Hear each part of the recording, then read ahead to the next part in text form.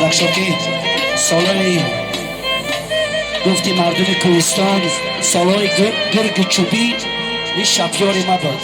این روز آمدن در باد رقص میکنه در همی غازی ملک چین همی یکم رقص نیست.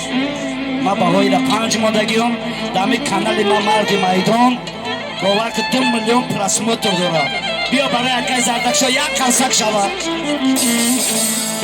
بهترین و در اینجا برادر نزدیک ما سفرعلی جان که امروز برای خرسندی اسفندیار جان زرینه بانو زادروز دارد.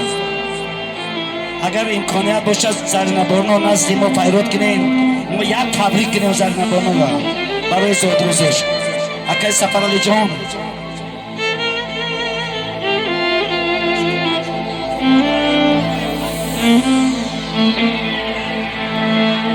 سلامت باشیم. بگذار در روز خرسندی اسفندیار جان شما هم بمرود مقصدات رسید، عمری دراز تمنا داریم.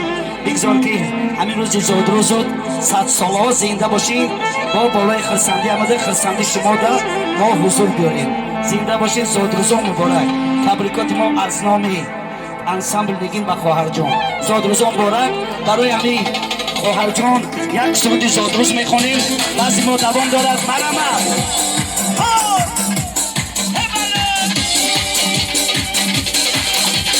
دستای گل بدستم تبریکی تو آمدم دستای گرمی خوب این حرفا بر زبانم دستای گل بدستم تبریکی تو آمدم دستای گرمی خوب این حرفا بر زبانم دستای گرمی